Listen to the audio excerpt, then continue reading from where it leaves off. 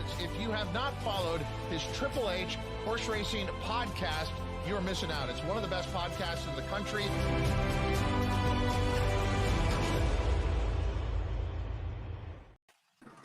Good evening. Great Race Plays is back.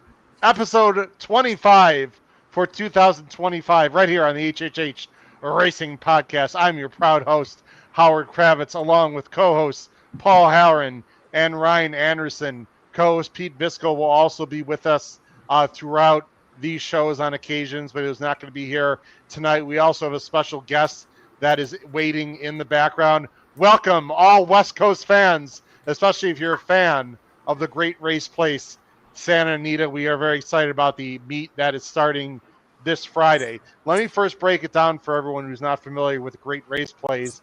As Paul and Ryan, I've made the decision, we are live right now, not only on our YouTube channel, but back on our X handles, as well as the Santa Anita YouTube channel and the Santa Anita X handle as well. So we are seeing many places right now. Let me break it down for everyone on what's happening. Great Race Plays is a show right here on the HHH Racing Podcast dedicated to Santa Anita.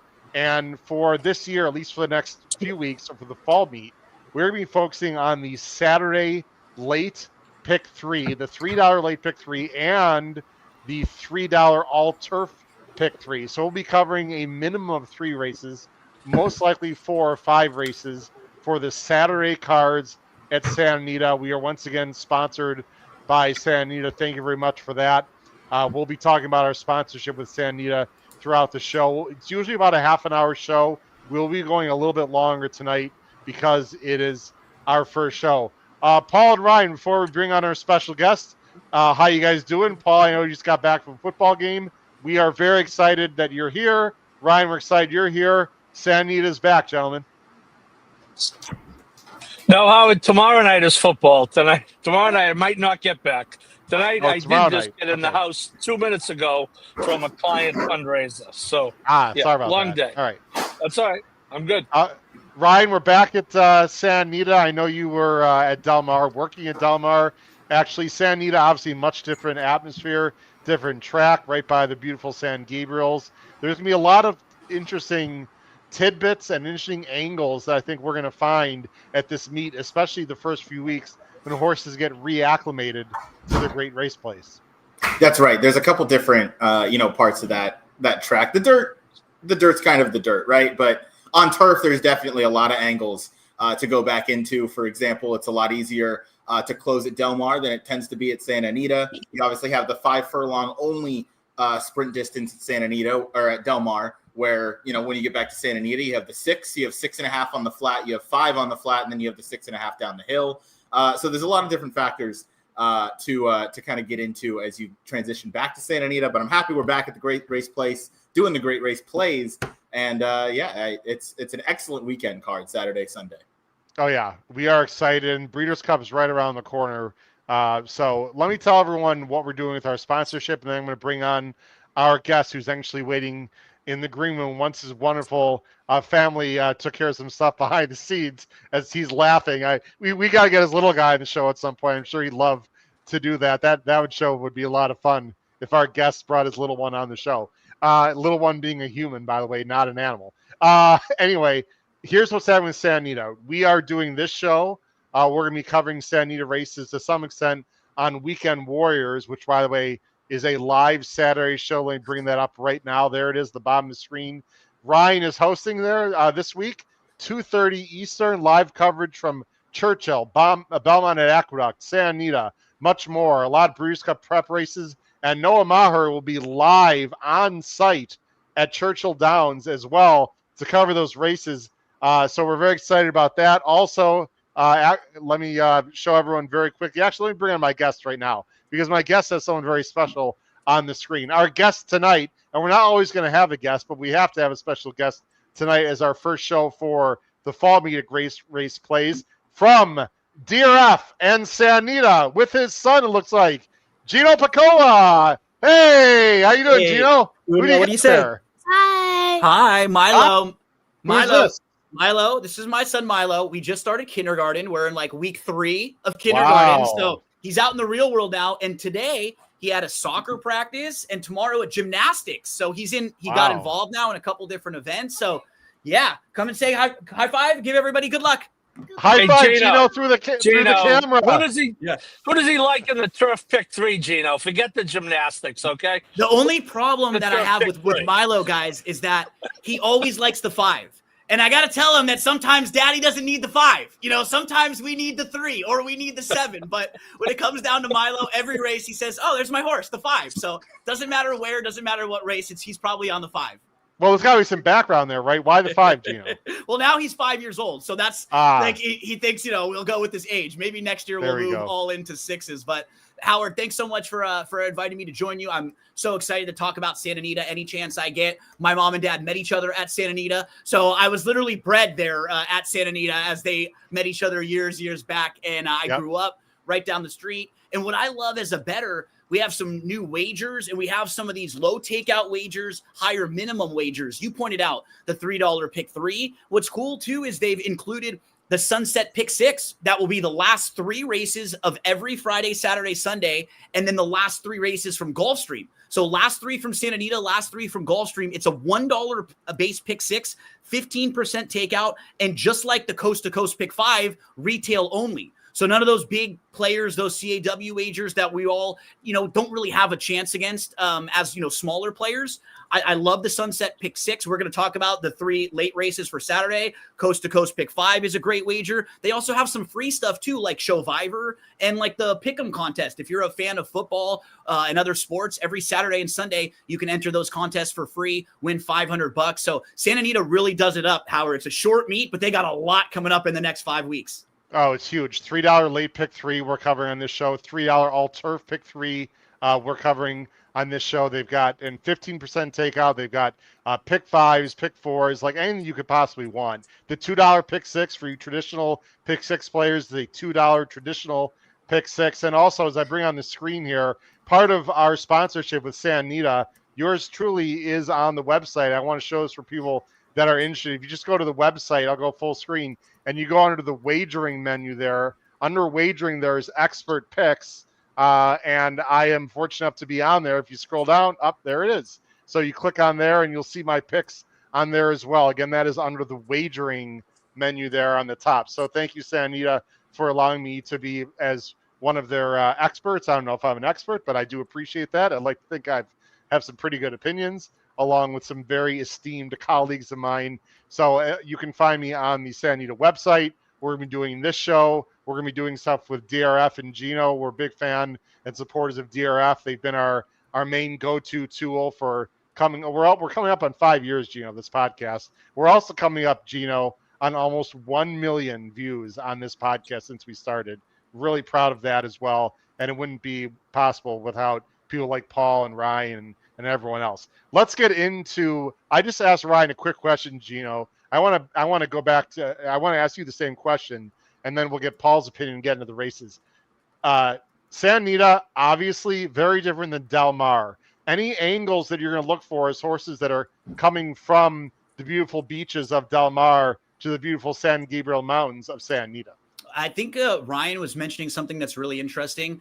Definitely pay attention to the turf courses, especially in the sprints, right? Because there are horses that are 5 furlong turf horses that probably ran really well at Del Mar, and they might run well again at Del Mar come Breeders' Cup time or some of those big races. Maybe they don't run as well, though, this weekend or in the meet at Santa Anita if they're going 6.5 down the hill, because that plays more like a mile, like some of those Kentucky Downs turf courses where it plays kinder to horses cutting back. So I'm going to look at a couple horses this week that I think might be shortish prices or maybe a little overvalued, and they may not be as good coming down the hill as they were sprinting 5 furlongs at Del Mar.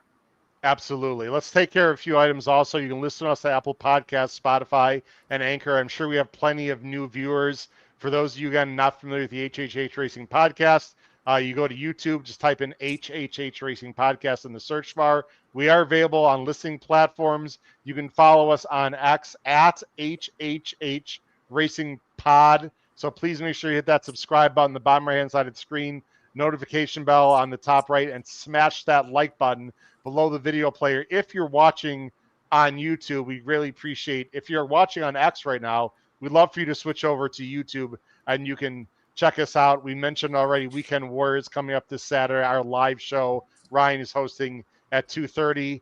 And there's our website, hhhracingpodcast.com at the bottom of the screen. One more item, guys. We'll get into the races. We've got a fantastic tip sheet called a Power Picks tip sheet.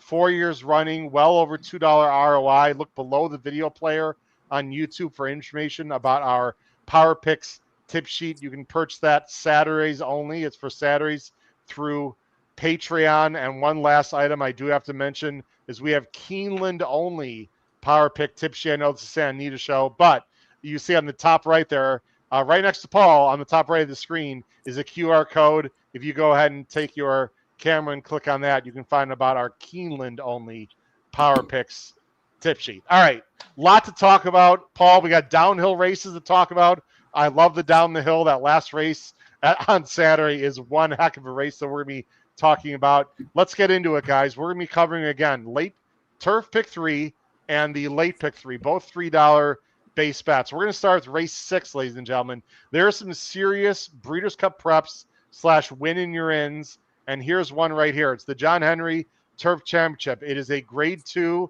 They're going 1.25 miles. They start down the hill, $200,000, a field of 7. Some very popular names in here, including the incredible winner at Del Mar again of their handicap, Gold Phoenix, with the high weight of 126 for D'Amato and Rispoli, 3-2. Let's go ahead with our picks right now on the screen as I get those up. Give me 1 second, please. There they are right there. Okay. I am going 6-5-7. Gino's going 6-7-3.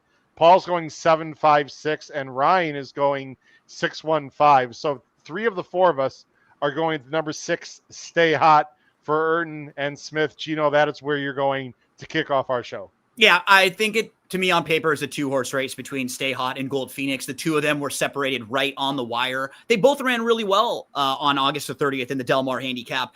As someone who backed Stay Hot that day, I was hoping that Stay Hot would have gotten a little bit more of a jump on Gold Phoenix in the race. And that didn't happen. And I think that may have been the difference between winning and finishing second. Because if you were playing Stay Hot, I would like to get maybe like a length jump. We'll see, just not that much of an advantage. They're kind of sitting right next to each other. Saving ground on the inside is Stay Hot. And then you've got on the outside, the 11 Gold Phoenix. So they're really close to each other, Howard. I'm hoping that Stay Hot can just get the jump. And even if not, if these 2 horses are the 2 to beat, and one of them is maybe double the price of the other, I'm always going to look at the horse who I think is evenly matched and is going to offer us a little bit more value. So I think you'll get a better price here, and hopefully we can get a slightly different trip with Stay Hot, who's just in really good form. 3 nice races this year, no knocks at all. No, and you know what? I had a big bet on Attila in this race, Ryan, as I think you know. I didn't really notice the steady. Do you guys see the steady here from Stay Hot? There was a steady on the 4 Stay Hot. If you want right there, Ryan, he did check and lost a few lengths. Meanwhile, Gold Phoenix is outside of him. He's just so darn game, Ryan. Yeah, he is. And yeah, this race was, honestly, it's a good comparison to what we were talking about at the start of the show, where, Del Mar and Santa Anita plays a little bit different. This race, Gold Phoenix, he is a different animal when he's at Del Mar. I think he's 5 for 7, not including Breeders' Cup races. And the steady by Stay Hot, that played a little bit of a factor into why I ended up picking him today. But ultimately it was because I think Stay Hot has proven he's a lot better at Santa Anita, and he's kind of back on his home turf. So I think that's why I want him to kind of turn the tables on Gold Phoenix in this spot. Yeah, and the other thing we got to mention, guys, about Gold Phoenix, I mean, this has happened several times. He runs a massive race in the Del Mar handicap and then regresses in this race. It's happened for several years in a row, and then he'll run a out of nowhere great 4th in the Breeders' Cup Turf at like 5,001, right, Gino? I mean, that's exactly what this horse does. I'm totally against Gold Phoenix on the win end on Saturday, not because he's not talented, not because he's not capable of winning. They just don't point to this race. Go ahead, Ryan. You want to say something? I was just going to say, I don't know if it's as much of a regression as it is as just a stepping stone. Like he's obviously primed for the Del Mar handicap, and then this is basically just to bridge that gap because he needs to go somewhere. Yeah. Paul, you argued with Gold Phoenix. I wonder if the distance really helped Gold Phoenix, Paul. I have a gut feel that extra an eighth of a mile that Stay Hot had to get at Del Mar ended up costing him. I think the downhill mile and a quarter is going to work better for Stay Hot, but you're going to stick with Gold Phoenix, who's won over $2 million, Paul. What an incredible training job by Phil D'Amato. Yeah, well, he's not the only turf horse you'd say that about on the West Coast. Phil is terrific. Yeah, I think I hear what you're saying with the distance, but this is still a 10 furlong race. I thought he beat the Stay Hot fair and square last time. If we're being honest, if we're talking about a turf route in 2025, I thought Pratt was a huge advantage over Mike Smith, and I think Rispoli is a market advantage over Mike Smith. And Mike Smith's great. He's a Hall of Famer. He's not the jockey in 2025 he was in 2015 or 2020. So I hear what Gino says. I certainly think that one of these is going to be likely your winner. Although I thought the five had a pretty good look in here too. But I'll be the uncreative one and stick with Gold Phoenix. He still has those 3 triple-digit numbers to run back to, and I see how Stay Hot obviously is progressing as a 4-year-old, and you're expecting him to go up into triple-digit land, and that is a extremely reasonable expectation. Yeah, look, I mean, Mikey is a Hall of Famer, but I'm not a huge fan of his going long, but he knows this horse well, Gino. So I think that's a feather in his cap. And then you mentioned Mondego. It was more of a clunk up. I know he only lost by a length and a quarter. I just have a feeling he's improving. I mean, he's only 5. I think he's still learning. I love Kimura, Gino. I know you have him out of the money. Paul, you've got him second. I've got him second. I mean, is he as good as Gold Phoenix? Obviously not. But in this particular situation, on a day when Gold Phoenix does not have to win at all, I'll take a little fly with Mondego in for second. Do you want a different kind of trip? Because he is a horse that used to have a little more positional speed that could get involved in races early on. Yeah. Would you I think if you're trying to beat some horses that may be a little classier than you, I would like to see those tactics for him. Maybe try to get involved in the race a little bit more and get the jump on Gold Phoenix instead of trying to come and run him down late. Yeah, I agree with that. The only problem with that thought is Balladeer is pretty fast. Yeah. Rasamon Vibe, actually, he's not quick. There's another speed in the race. What am I? Who's the other speed? I'm drawing a blank. No, I guess not really. But yeah, I wouldn't mind seeing Mondego sitting off of Balladeer and maybe get first jump. But it seems like McCarthy has been trying to, change his tactics, to come from behind. So we shall see, guys. It's going to be a fun race.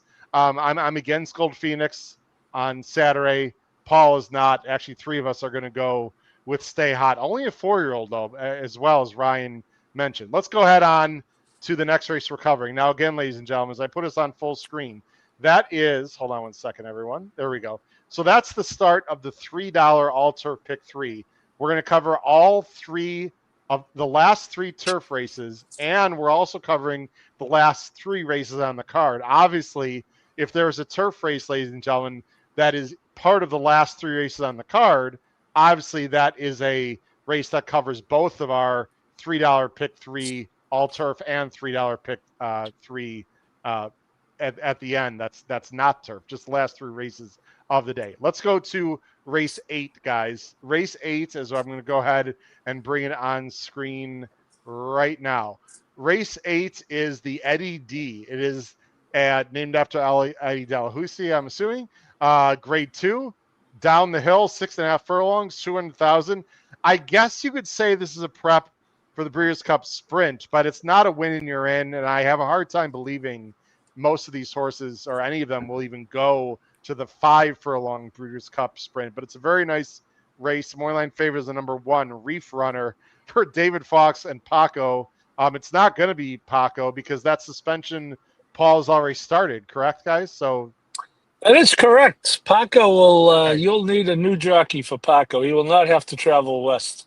All right. He gave a great ride on this horse too last time. Like for this horse to cross the wire first, it was a brutal DQ. But Howard, this was one of the horses I was kind of talking about because if he takes a lot of money in here, this is a straight 5 furlong horse. I mean, he just doesn't have any races going longer than 5 furlongs. You look, his first 2 starts were 6.5 and 7 furlongs on the dirt. Since then, everything is 5 and 5.5. and all of his success is really at 5 furlongs. So he, to me, is a horse that I would play back at Del Mar again at 5 furlongs, but not coming down the hill. So if he takes money and he ends up being favored, I'm against him in here, especially from the rail too. The rail's kind of a tricky spot down the hill as well. So this would be a horse in the late sequence that I'm going to be going against, who I think might be a shortish price.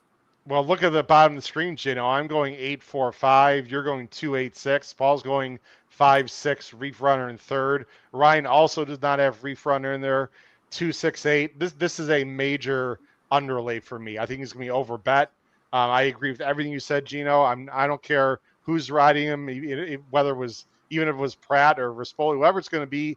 I'm against him for all the reasons you said. Ryan, do you think he should have been DQ'd? By the way, as we were live, you were at Del Mar. I was on the track. Yeah. Yeah, we were live, Gino, on Weekend Warriors, and that was quite the event because he was 19-1. And of course, the winner ended up being Notorious at 9-5, I believe. But Ryan, actually, Paul, let's go to you. You have him third. You're not worried as much about the distance. You just think he's that talented and can be a factor here. Well, I mean, someone's got to run third. I kind of agree with Gino. I'm not. I won't. He's not on my ticket for any of the horizontals, but I think he possibly could run third, but I clearly like the horses I picked first and second. I like appreciably better. Yeah, he was a new gelding, by the way, too, back, and Reef Runner has definitely improved since then. Let's go with our top picks. Gino is our guest. I'm gonna have you go first. You're on the Naso's Las Thara, very interesting horse here. This horse is 92 morning line, ran a 90 buyer last time. Only a 4-year-old. This is a sharp Azteca colt out of a Roman ruler dam. Very fascinating.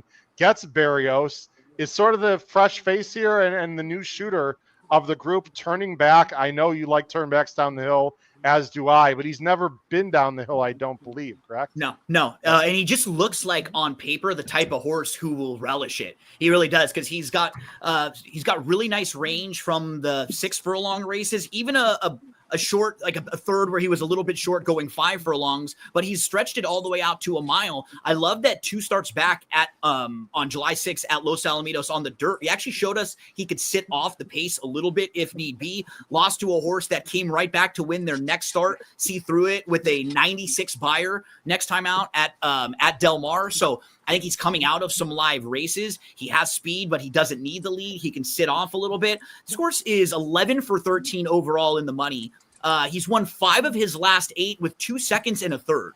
He is just in rock solid form right now. I think he makes a lot of sense, fits really well. What is great about this race from a gambling standpoint, Howard, there might be 4 different horses that I actually would be thinking about betting at their price on the win end. I mean, I think a horse like Nestos Last Hurrah, I like at that price. To the outside first piece, second start back, that horse could be playable. Beyond Brilliant, who is a grade 1 winner and a multiple graded stakes winner. He's a horse who didn't want to go 5. That's too short for him. 6.5 will be much better for him. He was flying up the rail behind Reef Runner last time out. If any of those horses are about their morning lines, they all look really interesting, really playable. They're going to be in that like 4 to 1-ish price range. So yeah, I wouldn't be shocked at all for Nesso's Last Hurrah, my top 3, Beyond Brilliant, and even to the outside first piece. I think Yellow Card is the one to beat that I feel like is the most safe of the shorter prices, but seems like a really fun race to dive into. No doubt about it. You got a love for Beyond Brilliant, Ryan, as you have him second, as you tipped him out as a possible long shot candidate, not only on our show here, but also on your show, The Gallop Out. I believe you tipped him out also on FanDuel's X handle, and he finished third at 47-1. What do you think his chances are here? He's stretching back out. He's already 7 years old, but he obviously still has something left in him. Yeah, who says you can't teach an old horse new tricks? I mean, they cut this horse back to 5 furlongs after going significantly longer for the rest of the previous parts of his career, and he ran really well going the 5, which to Gino's point is not what he wants to do. I think 6.5 brings him into the race a little bit more, and I think he showed a pretty good turn for home and closing kick last time out at Del Mar, and I think that could translate really well to the 6.5 going down the hill. It's going to be his first time making that journey, but he's gone down it before in the 1.25 mile Whittingham not last year, but April of 2022. So he knows that course. He's just not, going to be used to the finish line coming up so soon. But Ricky had a really nice Del Mar meet, especially on the grass. So he's 100% going to be on my tickets, and I hope to see Beyond Brilliant back in the winner's circle. Paul, you have yellow card on top. I like this horse also. I've gotten third. This is only a 4-year-old. Kimura seems to be improving, does stretch back out, but ran big in the Franklin Simpson Stakes, which was a grade 1 over the hills and valleys of Kentucky Downs. Obviously, this horse can handle the distance. Again, first time down the hill. That is something to be slightly concerned about, but he's in really good form for McCarthy. Yeah, I was listening to Gino talk about the horses coming out of Del Mar, and I agree with that in principle. It's not unlike horses going from Saratoga back downstate to now Aqueduct, or vice versa, going up to Saratoga. The sprints at Saratoga in the turf, there are no 6 or 6.5. There are only 5 and 5.5. And when they go back down state, they stretch out to 6, 6.5, 7. Same deal here. But as you bring out, Howard, that race at Kentucky Downs at 6.5, which is probably equivalent to 7.5 in other places. That was a big effort. Howard Wallowitz is a really a solid horse. So that to me mitigates coming out of the Del Mar races, even though that was last year. I'd have more concern about the hill itself first time than I would about the distance, because I thought he ran really well in that Kentucky Downs race. No, I thought he did for sure. By the way, guys, we have literally hundreds of people watching right now on the Santa Anita X channel. If you're watching, host Howard Kravitz, Paul Halloran, Gino Picola, Ryan Anderson. This is the HHH Racing Podcast. This show is called Great Race Plays, dubbed by our journalist over there, Paul Halloran, as we look at the All-Turf Pick 3 and the Standard Lake Pick 3 on Saturdays on this show. You can listen to us on Apple Podcasts, Spotify, and Anchor, and you can follow us at HHH Racing Pod. Again, at HHH Racing Pod. Please make sure you hit that subscribe button and the notification bell on our YouTube channel. We have shows all week long, ladies and gentlemen. If you're new to the HHH Racing Podcast, we have live shows Tuesdays, Wednesdays, Thursdays, and this Saturday, Weekend Warriors, starting at 2:30 Eastern, with live racing from all over the country in real time. Please check it out. All right, let me go back to this race, guys. Here's my opinion of this race right here. I really like the 8 a lot. I like First Piece a lot. I thought, guys, the green flash obviously was weird. Right? It's a total prep, though, right, Howard? I mean, for him, too, right? It's just kind of shake off the rust. He's coming off of 11 months. They don't really mind where he finishes, because he's going to come back to Santa Anita, be way better down the hill. Well, not only was it a prep, perhaps, but I mean, that was a weirdly run race. Reef runner, Paco clearly came over. I don't want to rehash history. I think it's pretty obvious if you're unbiased. Paco came over, and this horse right here, First Piece, was one of the horses that was to his inside. Actually, I think it was the horse just to his inside that absolutely got bothered. He ran on, it says 11th, when he lost by 4. I got to tell you, after the start, he had no shot. No shot whatsoever. This horse loves the down the hill. He was really good last year. Unless he just can't run anymore. He's got a great post here. Obviously, Smith knows him. I trust Glatt. He's got several good works since. And I got to be honest, guys, I think he's, I don't want to say by far, I think he's clearly the horse to beat if he comes back to his races last year. And I got to be honest, Gino, I see no reason why not. Now, He's only 5. I think he's going to run a big race. He can stalk and pounce. I'm expecting a huge effort from yellow card too, but mainly from First Piece. I also want to mention quickly Sorrento Sky here, guys. Again, another 4-year-old for D'Amato, who's been going 5 furlongs, but did go down the hill last year in the San Simeon.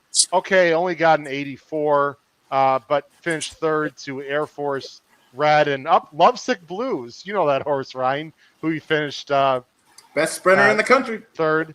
I think he's going to improve. Again, he's only a 4-year-old. 5-1 on Sorrento Sky, Gino, in a race that's wide open. I know you don't have him in your top 3. I think he's a must-use here. I've got him 2nd. Yeah, those two, both of them like the downhill. The two of them, I prefer First Piece a little bit. I thought Sorrento Sky didn't really have as much of an excuse in that race last time out, but maybe he just likes the downhill better versus First Piece, who all 6 of his races down the hill, he's finished in the top 2. I think he was actually like a slight favorite on the morning line in his last race off the long layoff, and he went way up and floated up because it just on paper didn't look like that was the race for him. This is the one for him. I agree. Yep. Somebody in this race is going to be forgotten about because there's like 3 or 4 horses who all should be in that same kind of range, and that might be the horse who you want to play to win in this race or maybe key in on if there's some value. Gino, if First Piece is 9-2 at post time like he's in the morning line, as Ryan, what do the younger guys say on their show? An unreasonable irresponsible win bet. An irresponsible wager, Gino, might be coming in. If First Piece is 9-2, all in, baby, right away. Push them all in. Let's do it. What is he going to be, Gino? Probably more like 3-1, right? Yeah, I think 7-2 feels good because I do think I think Reef Runner floats up a little bit, but I feel like between First Piece, Yellow Card, Beyond Brilliant should take a little bit of money in there. I think Nesso's Last Hurrah is going to take some money. So you might have 5 horses all in the like 3-1 to 6-1 range. And that's where one of those horses kind of falls through the cracks. And if it is First Piece, that's a horse who could offer us some really nice value, Howard. Very interesting. That is the second leg of the All-Turf Pick 3, and it's the first leg of the late Pick 3. Just want to keep that in touch with everyone. Speaking of the bets we talked about, let's very quickly have a little quick ad here about our Turf Pick 3 at Santa Anita. 15% takeout. It is one hell of a bet. Let's take a look at the All-Turf Pick 3 starting at Santa Anita this weekend. Play the Santa Anita All-Turf Pick 3. The last 3 turf races on the card. $3 minimum. Player-friendly 15% takeout. Every race day at Santa Anita Park. All right, there you go. Information on the All-Turf Pick 3. Let's go to the Goodwood. This is a prep. It's a grade 1, and this is this a win in you're in, guys? I believe it is. I should know that, but I believe it is, correct? This is a win in you're in for the Breeders' Cup Classic. It's a grade 1. It's race 9, 5:08, West Coast time on Saturday. Mile and eighth, $300,000, and a really interesting field of 7 with a lot of early speed in here. The Moorline favorite and pretty heavy one is the number 4, First Mission, the only East Coast invader in the race for Cox. It says Paco. It's not going to be Paco. Baffert has 3 in here, Gaming, Privman, and Nevada Beach. You also got Full Serrano, the Breeders' Cup Dirt Mile winner from last year. This race is really fascinating, especially for only being a 7-horse field. Let's take a look at it. I'm going 4-7-5. Gino's going 5-4-7. Paul's going 4-7-1, and Ryan is going 7-4-6. So 2 of us are going with First Mission. Ryan's going Full Serrano. Gino is going Nevada Beach. Gino, let's go with you. Nevada Beach. Very interesting horse. Only 3-year-old. 12-1 in the morning line. 1 of 3 for Baffert. I love the stride this horse has. I watched a workout, which I'll comment on after you talk about this horse. Major future for Nevada Beach. Is the future Saturday, though, for this one? You're muted, Gino. So it's almost like I've never done one of these before, Howard. The 4 and the 7 are definitely the top tier because First Mission is the most accomplished horse. Full Serrano is the horse who's the fastest, and he might be like the most brilliant in the race. I think it's a really nice spot for Brad Cox to ship First Mission out here. But I'm going to go to Nevada Beach as a horse who I actually have no problem with the mile and eighth distance. Lightly raced horse. Has won 2 of the 3 races. The one that he lost was in the Affirmed. It was a field of 4. Gaming got out front, and that's just the way the race went in a race where there was absolutely no speed. I'm not sure if that's going to happen in here because I think one of the 3 Bafferts is going to want to try to get towards the front end and make life a little difficult for Full Serrano on the outside. Full Serrano might just be faster and might just be better and run away from them and hide. But if we get one of the Baffert horses, whether it's Privman, maybe it's Gaming, holding that position down on the inside, I think it's one of those 2. And this race starts to heat up and it's a fair and honest pace. I actually like Nevada Beach as a horse who has no problem with distance, consider a really nice trip, lightly raced with upside. And Howard, I think you're referencing a work where he was working with another horse in this race. Is that the one you saw? Yep. And can you tell everyone real quick, Gino, For those people who are not too familiar with the DRF product, what we're looking at here on the screen. This is the pace projector. So if you purchase the Timeform US past performances or the All Access past performances, this is a great tool. I honestly, Howard, I think every single race I click on this just to see what they think. And a lot of times I may look at it a little bit differently, but it's a really nice tool to reference and say, this is how fast they think the race is going to set up with full Serrano out front, Privman in second, and then you have horses probably a couple lengths behind in that third tier with Gaming and with First Mission. So if you click on that Timeform US section, you can go right there and look at the pace projector for every race that there are past performances at any tracks. Gino, they've got Nevada Beach in last. I just have a hard time believing he's going to be in last. I love the pace projector, and I think Timeform and Crown Wachowski does an amazing job. It doesn't feel like this horse is going to be in last, though, to me. No, really. I agree with you. And I think Express Train is a horse who's a little bit more of a grinder. Ultimate Gamble, I wouldn't be shocked if they take back a little bit too. I think you're going to get more of like a mid-pack trip from Nevada Beach. And that's what I'm hoping in here for a lightly raced horse with some upside and a horse who I think could get a little bit of a trip if things go, a little crazy up front. Because First Mission, Full Serrano, will probably be the horses that everybody has on their late pick threes and in some of their late exotics. I think if you can get around one of those two, that's where you could really open this race up. And maybe it's Nevada Beach, who might be the third choice of the Bafferts in here. Yep, and that work I was referencing was with Privman. He recently worked with Privman. I got to tell you, I thought he clearly outworked Privman. Agreed. This is a big – Nevada Beach is a big boy. He's an Omaha Beach of a Yes It's True mare. I think the sky's the limit for this horse. It's a big ask, though, Gino, for him on Saturday. But I'm fascinated to see what this horse does, at least going forward. Paul, let's go to you. Paul, you and I are going to chalk out with the Midwest Invader First Mission. You and I have been a big fan of this horse for actually quite a while, if I recall, way back when he was just becoming really good. He's not always consistent, to be honest. But, Paul, he's got numbers that just are better than these. I think Cox is sending him out here for one reason, Paul, and that is he wants to get him acclimated to the West Coast because he thinks he's talented enough to compete in the Breeders' Cup Classic.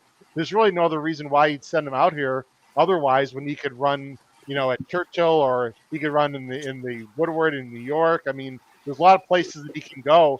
Instead, he's sending him all the way out here. I think he's clearly the one to beat no matter who's riding. Yeah, Howard, I've been a fan all the way back to the last line on the 12-line PPs, the Lexington on April 15th at 23. That race was part of a contest that day. So I've certainly been a fan. Both of us. I was right next to you, my friend, that day. Yes, you were. Very consistent. The last race was interesting. I watched that race. I actually wrote about that race for Mid-Atlantic Thoroughbred, and Surface to Air just kind of came and got them. It's going to be interesting to see what happens with the jockey here. If Brad, as you said, there's big cards all over the place, so that'll be interesting. But that race two back, the Foster, Mindframe and Sierra Leone. I mean, that's a winning race. He wins the race before that. Banishing's in really good form, missed by a head to him and Alexander Helios. I like the fact, Howard, that this horse has traveled successfully, albeit not this far. But if you look at the PPs, Oaklawn, Churchill, Saratoga, Monmouth. So, I agree with you. I think this is clearly – do we stay out west and compete in the big one? And I think he's going to have to look, I think any Godolphin horse is going to have to look pretty good to compete in the big one because they're going to have a pretty formidable horse in there. So I will happily chalk out with First Mission. Well, what I like him the most, Ryan, Gino, is I think he's better actually rating off. I think he's better with the target. Last time, I don't want to be too harsh, but Drew just got totally surprised and bamboozled by Surface to Air. I didn't really even see him coming. And that race just was weird. And I don't like the ride at all. And, to be honest, but Ryan, I think this horse is better actually, like three back in the Oaklawn when he can actually sit off or in the Razorback. And there's plenty of early speed here. So if he can handle the surface, Ryan, I think he's going to be very tough. But you're going to go with Full Serrano, who he might have to run down. Now, Full Serrano is really important here, Ryan, for a lot of reasons. we all know his talent. But right now in the Breeders' Cup Classic, I don't know if you agree with this, Ryan. There's not a lot of like blazing early speed in there right now.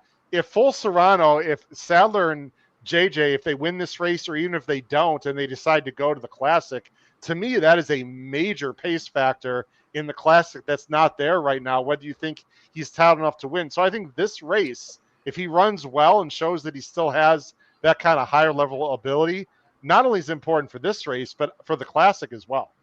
I completely agree. I wonder where the Sadler camp and Horonis Racing kind of sit on Full Serrano. I wonder if I think this might just be, let's see if he can get the 9 the way he's gotten the 8 furlongs. And if he does, then yeah, they'll probably go straight into the Classic. But if not, the Breeders' Cup Dirt Mile, he ran a fantastic race in there. You can argue maybe it wasn't the strongest edition of that race, but it was still, he ran a great race. He won the race, which matters, and he won it pretty convincingly. So I'm curious the best distance for him, but I do think on Saturday, I think he's the clear speed of the speed. And I got to watch him from the rail in that 5-horse allowance race last time out. And again, he wasn't facing anyone of consequence in there, but the way that he won that race, it was in hand. He was under full. He had so much more left in the tank. I don't think 9 furlongs is going to be an issue whatsoever. So I fully expect him to kind of get loose on the lead here and take them all the way around. None of the Baffords particularly, worry me, except Nevada Beach is the one that is most interesting to me. Just because, again, he's pretty lightly raced, so you have a bit of an unknown. But well, I got a feeling. Here's my gut feel, Gino. I think Priven is a dead send. I think Priven is absolutely going. I don't think Gaming is a dead send because I think the Baffords don't want to hook up with each other. I think Gaming might sit a little bit. I think Priven is a dead send. I don't know if Full Serrano is loose. And by the way, you're talking about the distance, Ryan. Geez, he almost got 10 furlongs in the Pacific Classic last year, losing to Mixto. That wasn't exactly the strongest. That was not the strongest. No, but he still got 100 buyer going 10 furlongs. So, Gino, is this horse loose? And does he need to be loose to win? You've got him third. Up. There we go, Gino. That's strike 2 for Gino. One more and I'm off the show. He did it. He did it really easily, and he is so quick. What I actually liked is that he came right back to work 13 days later, right? So that took nothing out of him. As Ryan was saying, it was a field he's supposed to beat. Yeah. He just cruised right by them. I love the outside draw. I think he's going to definitely be the horse to catch and beat. And the race that really impressed me was the Pacific Classic. I mean, the first race in the country last year was that race when nobody really knew what to do with him. He down on the inside and he just kept going at a mile. This horse is like really, really fast and he can keep going. I'm not going to leave him out of any sort of the late multis in here. I think he is an absolute, logical top tier contender, but I do hope that it's Privman, as you're pointing out, because Privman is a little quirky. Howard, he's a horse who has had some problems lugging in. He's definitely still green. So I wonder with him if they want to maybe get him out in front instead of trying to kind of sit off horses where that hasn't worked as well for him, where he's gotten a little green changing leads. This is a really tough spot. I have a straight feeling that Privman is in there to set up for Nevada Beach. I don't want to be disrespectful, of any horse here. But, Bob's top contender, Paul, right now in the Classic, I suppose is goal-oriented. This is a race, he'd love to win, and he doesn't really have any monsters right now in the Classic. I think he's hoping it's one of these horses that's developing, coming out of this race. It's not going to be Gaming, but he wants to win the race, but he doesn't really have the horse. I'm guessing, total guess, maybe more, Gino and Ryan, you guys are out there on the West Coast, that if Nisos goes to the Breeders' Cup, it's going to be in the mile. That's my opinion. He mentioned even the sprint. I think it'll be shorter. It'll be one of those two for sure. Yeah, my point is I don't see him going in the Classic. He's never going to be on a mile 16th, and now he's coming off of a foot issue, and I just don't see it. So, Ryan, do you think that Bob's trying to get a Breeders' Cup Classic horse out of this race with one of these three, or he's just it's a grade 1 and it's in his backyard, so why not? I think we all know the main goal of the horse that he wanted was Nisos in here, and that didn't end up happening. I'm curious why Miramati wasn't in this race. This feels like the type of race where I'd expect to see him. But yeah, he kind of went with his next string of runners with Privman, Nevada Beach, and Gaming, just to maybe see if one of them can step up. I agree. The only one that I really respect out of the 3 is Nevada Beach, because he's so lightly raced. We don't really know what he is yet, and he seems to be getting better. Gino made a good point. Privman's an absolute goofball, but he's got talent. And I think for Full Serrano, maybe Privman is a dead send out of there, but I think Full Serrano's shown that he can kind of sit behind runners if need be. So the outside post, if anything, is going to help him in that situation as well. So I agree. Yeah, Paul, real quick, we'll get on the last race. If you were a Sadler and the connections of Full Serrano, let's say they run well Paul Saturday, win, lose, whatever. I just have a hard time believing they're going to go back to the Breeders' Cup Mile where they've won it already. Wouldn't it make more sense to you, even though it's a tougher race in theory, to go to the Classic and try it? He's already won the Dirt Mile, and why would they run him there again? That's my feeling. Yeah, I agree. It's a win and you're in. And as you pointed out, and I think is a good point, race flow wise, they might think that, a horse like this may have an advantage. As far as goal oriented, Howard, unless they change the distance of the Classic, I wouldn't be thinking that's anyone's best hope to do anything except fold in the final furlong like he did in Ben Salem. Well, I mean, you saw the race Saturday, right? I mean, yeah, absolutely. It's a good horse, but he is not a 10 furlong Grade 1 winning horse. Not now. He could be next year. I have a feeling. He could certainly improve. All right, let's go to last race. We really appreciate you watching. We have hundreds of people watching on many different platforms. Again, it's the HHH Racing Podcast. I'm your host, Howard Kravitz. This is Great Race Plays, a show every Wednesday night, 9:30 Eastern, talking about the Turf Pick 3 and the late Pick 3. The last race, guys. Whoa. This is a doozy. This is a really great race. It's a very difficult one. It is the John C. Harris. It's a Grade 3. They're going down the hill. It's for restricted 3-year-old fillies, $100,000, a massive field of 13. There are no AEs. It's actually main body 13. It's a completely wide open board. The morning line favorite, which I'm looking at for the very first time, actually, the morning lines, is the number 1, Warming, for Motion and Rispoli at 7-2. Let's see where we're going. I'm going 6-1-4. Gino's going 4-9-1. Paul's going 1-6-4. My good friend Paul. We have the same 3 in a 13-horse freaking field. And Ryan is going 6-5-4. My good friend Ryan is also going with Baffert on the turf and Kimura. Gino, you're going with my third choice and Paul's third choice and Ryan's third choice. Your first choice, though, Innovative, D'Amato, Ricky, 5-1.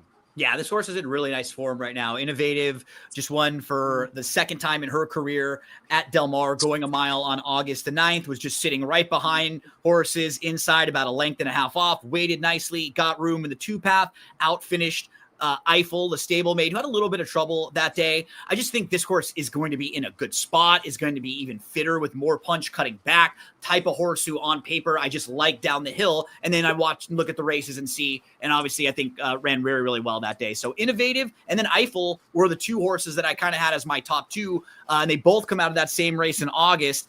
Eiffel was a little disappointing last time out. She got caught in a race where there was no pace, and she was behind and kind of stuck down on the inside. And so she didn't really get the race shape that she needed that day. Eiffel did have some legitimate trouble 2 starts back. If you look at some of the morning workouts, which they have on First.tv, and I don't really, they don't impact me as much for horses on the grass than they do for horses on the dirt. But this horse is seriously talented. And when you watch her in the mornings, like, she looks really good and she dusts whoever she's facing. She's going to go 3rd start of the form cycle. I actually think she could be really interesting down the hill. She seems like the type of horse who has like 1 run in her. And I think going longer, maybe she gets flattened out and she doesn't have as much punch. So those are the top 2 for me. And then Warming, who I think is just sort of the shipper that they made the morning line favorite. She's coming out of some legitimate races. She had trouble last time out in a race where there was no passing whatsoever. Mayday Ready won that race on the front end. And then if you look at her 2 starts back, she's behind Fion and Nitrogen, some of the top fillies, some of the top 3-year-old fillies on turf and on dirt. Those are probably the top 2 right there on turf and then on dirt right now. So she's faced tough horses. She should get a really nice draw, and I think she'll come rolling late. She also ran really well sprinting in her first 2 starts, breaking her maiden, going 6 furlongs. So I think there's a lot to like about her. And Howard, very similar to the 8th race, there should be a few horses that are all kind of in the same range, like 3-1 to 5-6-1. You're probably going to have a 4 or 5 horses in that range. Just for time purposes, I'm not going to show the replay of Warming. First of all, Gino, I thought Warming, who I have second, would be like 6-1. 7-2 for me is too low. Yeah. I counted 3 times she legitimately steadied. It was a complete nightmare trip. My only problem is, number one, she's going to be overbet because of the morning line and the trip. Number two, horses coming out of that Lake Placid have not come back very well. I just showed it a minute ago. So I have her second, but based on the morning line and just in second thinking, I'm not sure I'm going to use her quite as much as I normally would. But she's definitely a contender. Paul, you are going to go with Warming. And like I said, she's faced good horses. And Gino, she definitely had a lot of trouble. First time out west, but ships with intent for Graham, who I think is pretty good. I don't know if any of you guys have stats on Graham Motion at Santa Anita. If one of you guys can look that up, but I think it's actually pretty good. If I recall, the last year, he's 5 for 15. So he's just sending horses out that are winning, and he won both of the graded stakes races at Del Mar, where he shipped horses out to win for the fillies and mares. So yeah, he just has a really good pulse on where his horses stack up when he comes out west. Yeah, one of those was a South African. The name is escaped. Give me another. He put on the front end. Yeah, I think it was Liguria, Heredia. Heredia was the other one, I think. Yeah. Paul, anything else you want to add to Warming, your top pick? Yeah, he's 20. That's a 23% wins at Santa Anita if you stretch it to 5 years. So he does. He is, he's another one of those guys who, would be in the Hall of Fame if they voted living humans in at any point. So yeah, I was really torn. I almost picked the 6, and I'm not surprised to see you and Ryan both pick them. I went back and forth between the 1 and 6, and I'm an East Coast snob. Let's face it, an East Coast turf horse going west. I'm going to go with the Horace Greeley pick every time and take the East Coaster. But I agree with you about the Lake Placid and the horses coming back, but it at least I think it was a pretty good race. And as Gino brought out, that Belmont Oaks, that was a really legitimate race. So I think the horse is well situated, and Graham has proven, he can ship them with success, which is, not always the case. I agree. I think this is I don't want to say legitimate step down in class, but I would say it's a good half step down in class for sure. Ryan, we're going with Castelou. I'm not a huge fan of Baffert on the turf in general. But obviously he's done it before with horses like De Jour and others. So it's not like he's not capable. My thought is twofold here. Number one, I think this horse is better going shorter. And number two, there's not a ton of early speed on paper. And when you have a 13-horse field down the hill, Ryan, I much prefer a horse that's tactical as opposed to a horse that's got to weave through 8-9 horses, coming off that down the hill. When they cross the dirt, weird things happen. It's just a tough ask for closers in general to me. It is. I agree with that statement completely. Casala is kind of going to sit whatever trip that she wants to in a race like this, where she could make the front under Kazushi, or she could sit, but she's going to be forward. She can be tactical, and I'm with you. I'm not normally one to jump at the chance to bet Bob Baffert on the grass, but when he has a runner who's proven to win on the turf, time and time again, especially in stakes company, that's one that I'm going to look at a little bit closer. Even that second place finish in the San Clemente behind a horse Thought Process, who, maybe didn't run her best race in the Del Mar Oaks. That race was a bit of an outlier with Velocity winning that. Lush Lips, we can dive into that if we really wanted to. But Casalo can run on the grass, and 5-1 I think is very fair in a wide open betting race. I'd much rather take 5-1 on Castelou than 7-2 on Warming. Just my opinion. Very quickly, last horse, then we'll get to our best bets. Again, normally this show is only going to be about 35 minutes. We're going long tonight because it's our first night. We have Gino and a lot of reasons. Those of you on the East Coast, especially Paul, we really appreciate you guys staying up as it's almost 10:30 live here on the East Coast. Thanks for staying up with us. Ryan, real quick, you got a long shot, Lee's Baby Girl, at number 5, 15-1. Talk about this horse for a second. Yeah, so I was there for that 5 furlong win in the optional claiming event. This filly is massive. She dwarfed the rest of that field, and going 5 furlongs at Del Mar, that's a tough ask to do, especially if you're a big horse. Normally you think, maybe a little bit longer just so you can kind of get that stride under her. But she had a fantastic ride under Kazushi that day. She never really ran into trouble. She never had to stop. And she's a horse who's going to be forward again in here. And I think the down the hill is really going to help her because it's going to help her get into that stride a little bit quicker. And the 6.5, I think, is going to fit her a lot better than the 5. She finished that race so strong. I think this is a very logical step up. And Carla can have these horses ready, even for another step forward, not off the bench, but now second start of that form cycle. So she's one I want to throw in there because, again, she's going to be forward in a big field. And Howard, you were just mentioning that, weird things happen when they get to that dirt crossing. So I would like a horse that's not going to be in a bunch of trouble. And these 2-year-olds are closer to 4-year-olds, some of them, especially if this is a big filly. Maybe she's a little further along than normal 3-year-olds. Gino, we're going to let you go for the evening, and then we'll talk about our actual ticket structures. Any final thoughts for the hundreds of fans listening and watching as we start Santa Anita on Friday? Of course, we're handicapping the Saturday card. Big thank you for tuning in. Make sure you're paying attention to everything happening at Santa Anita this weekend. I think for me, one of the horses who I'm going to probably try to lean on a little bit in the late sequence will be the 5 Nevada Beach, who I like in a race where I think a lot of people are going to use those 2 shorter price horses. And that's a horse who could be offering us some really fair value. Love what you guys do. Ryan, you did a great job out at Del Mar this year. I'm always watching and listening on in the background while I'm handicapping and kind of seeing if there's a horse or two that you guys have that I don't, and I'll kind of throw them on my radar. And if anyone out there is interested, a really good background noise podcast is one that we just started, and it's different than what you guys are doing. It's the Off the Track podcast. It's not gambling or any specific handicapping. We just have guests on, jockeys, trainers, owners from the industry. They get to tell their whole stories. We've had some really cool guests. Kendrick Carmouche joined us, talked about his career. Katie Davis was another one. We recently talked with Terry Finley from West Point Thoroughbreds. And then the GOAT, when you talk about equine photographers, Barbara D. Livingston, we just talked with her all about some of the great shots that she's had through the years. So if she doesn't win photo of the year for the the Jockey Club picture, right? When they're both on the 2 on the same horse, she had some great ones.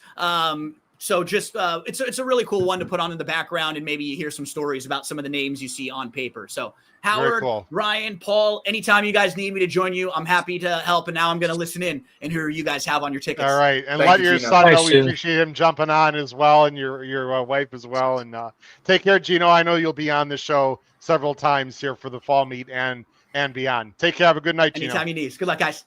All right. Take care. Bye-bye.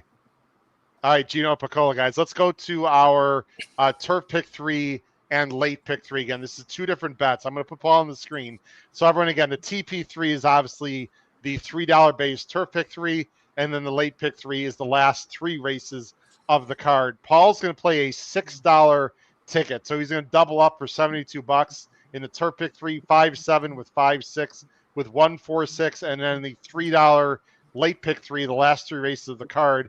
He's going 5-6 with 4-7 with 1-4-6, again doubling up. Quick thoughts, Paul, on your ticket structure on these 2 bets.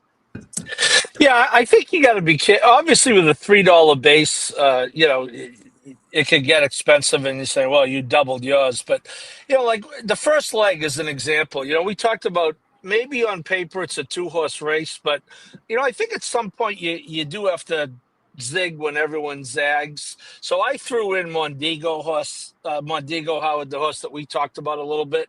I think anytime it looks like it's a 1-horse race or a 2-horse race or even a 3-horse race, if you could get someone other than the horse that the majority of people are playing, that's when you're going to get value. And you got to risk being beaten by a 2-to-1 shot. So Stay Hot's going to be 5-2.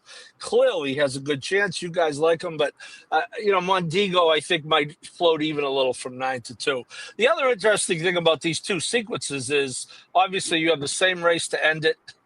You have another race that's in both sequences. So you got to decide, do you want to just live and die with who you like, or do you want to spread it out among the 2 wagers? For tonight, I stuck with the horses I liked on both tickets. Yeah, it's very interesting how people are going to play, and it does not take a 10-to-1 to get paid in this pick 3. In either pick 3, Ryan, you got a 9-2 beating a 6-5, and it really bumps up because there's only so many horses that you can use because of the base bet. And it's her pick 3. I love the single here. Love it, by the way. It's not what I'm doing, but I could have done what you're doing. You're singling Stay Hot, then you're going to go 2-6-8 with 4, 5, 6, a $27 bet. And then your late pick 3, you're going to go that same 2, 6, 8. Then you're going to single full Serrano with 4, 5, 6, another $27 bet, Ryan. Yeah, that's right. I'm definitely going to press these two opinions. I'm 100% playing the pick 6, the $2 pick 6 as well, because I can, use both of these singles in there. But we'll focus on the turf pick 3 and the late pick 3. Big shooter, Paul. Because, I love all the bets out here on the West Coast. I'm a West Coast guy. But who doesn't? Stay hot. Yeah, again, I'm all on that horse. I'm against Gold Phoenix completely because, again, he's shown in the past 3 years that he takes a step down here. Again, maybe less of a regression, more of a stepping stone into the Breeders' Cup turf. I do like Mondigo. He's a little scary, but I have to take a stand somewhere. So I'm going to single Stay Hot to start off. I'll go into that very competitive down the hill in the Eddie D. Nessa's Last Hurrah, Beyond Brilliant, and First Piece. I'm hoping that none of those go off as the favorite. I hope that Yellow Card does. I'm pretty against Yellow Card, I would say. I feel like maybe I don't know. He's going to factor in the race without a doubt because he's talented, but I think he's very beatable. So I'm going to try and do that and pass up on him along with the rail horse whose name is Reef Runner, who, will have a new jockey, but I'm against that favorite as well. Last race, using 4, 5, 6, I'm against Warming, who is your morning line favorite. I feel like those middle three are going to be able to decide it with Kasalu and Lee's Baby Girl having some nice early speed, and then Innovative, who I didn't talk about much, but you guys like, and I like for a lot of the same reasons. Yeah, I like Innovative in the last race also. Here's what I'm doing, and I could easily have gone singling Stay Hot. I want to use Mondego also. And I'm not using Gold Phoenix. If Gold Phoenix wins, I'll clap. I'll tip my cap. This is not a race he usually wins. And if he does it, he doesn't have a lot to beat, so he obviously can win. I just think he's definitely a play against. I'm going 5-6 with 4-8 with 1-4-6-9 in the turf pick 3. That's a $48 play. And then the last 3 races, the $3 pick 3, I'm going to go 4-8. I'm just going to chalk out with First Mission and full Serrano in the distance dirt race, and then 1-4-6-9 again for $48 in the last race. So I'm, as you said, Paul, I'm living and dying with 1-4-6-9 in that leg, and I'm living and dying with 4-8 in another leg. That's a crossover of the two. Guys, had a lot of fun. It's a really great sequence. Again, we really appreciate everyone watching. Check out our Power Pick tip sheet below the video player. Hit the subscribe button on YouTube. Again, if you're watching on X, please check out our YouTube channel. We've got shows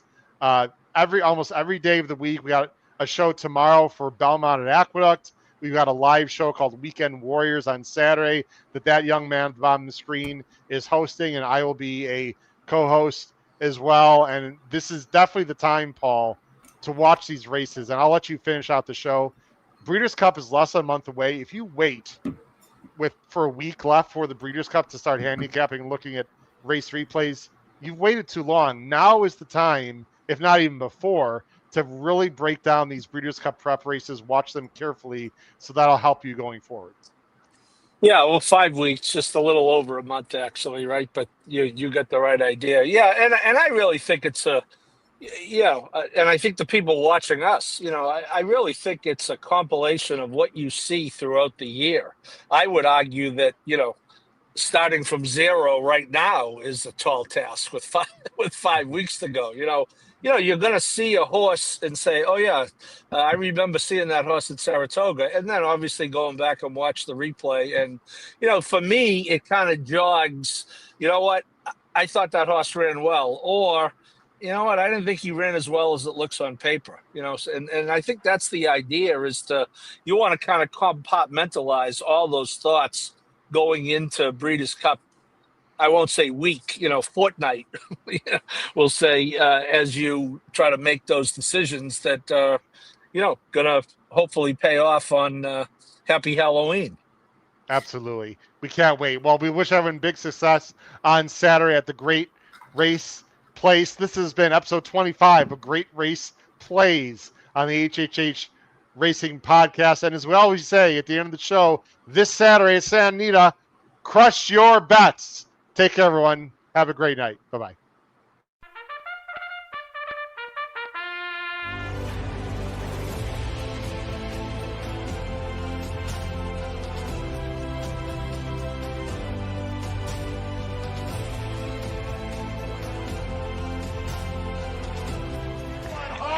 This is a big